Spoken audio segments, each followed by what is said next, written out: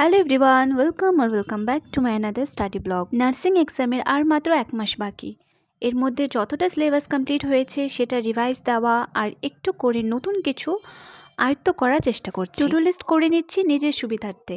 এই to do লিস্টটা বানানো থাকলে নিজের টার্গেট বুঝতে সুবিধে হয়। আজকে লিস্টে আমি বায়োলজির 3টে চ্যাপ্টার, ফিজিক্সের একটা টপিক, ইংলিশের একটা টপিক, ম্যাথের একটা অ্যান্ড রিজনিংয়ের 2টো টপিক রেখেছি। এই জন্য একটু বেশি করে লিখেছি, কারণ পুরোটা না হলে 80% তো কমপ্লিট করতে পারবো।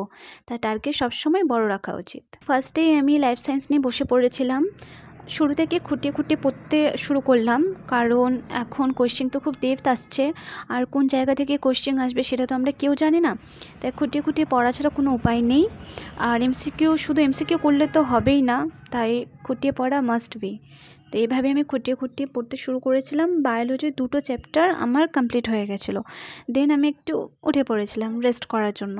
রেস্ট করার পর একেবারে স্নান খাওয়া দাওয়া সেরে দেন আমি বসে গেলাম রিজনিং নিয়ে। তো রিজনিং নিয়ে তেমন আমার ভয় ছিল না, কারণ রিজনিংয়ে যেহেতু নাম্বারটা কম, 5 মার্কস, আর তার থেকে বড় কথা রিজনিংয়ে পিওয়াইকিউ দেখলে বোঝা যায় যে অনেক ইজি হয়, খুব সহজ সহজ কোশ্চেন আসে, তো এমনি হয়ে যায়। তো তার জন্য এটা নিয়ে আমার তেমন চিন্তা নেই।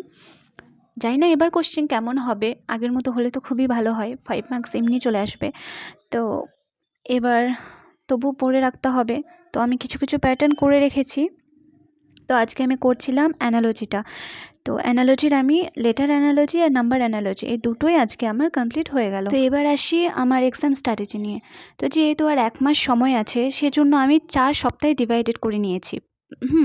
তো ফার্স্ট উইকে প্রথমেই বলি, যেহেতু বায়োলজি আমার কমপ্লিট হয়ে গেছে, আর ফিজিক্স আর ম্যাথের কথা আমি এর আগেই তোমাদের আগের ভিডিওতেই বলেছি যে আমি একদম নাথিং, আমি কিছুই করিনি ফিজিক্স আর ম্যাথে, আমি কিছুই করিনি।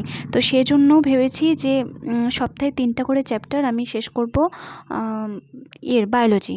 আর বাকি ফিজিক্স যেহেতু আমার কিছুই হয়নি, তো অন্তত 5-6টাও যদি হয় কোনো টপিক, তবু কিছু তো নাম্বার আসবে। Something is better than nothing.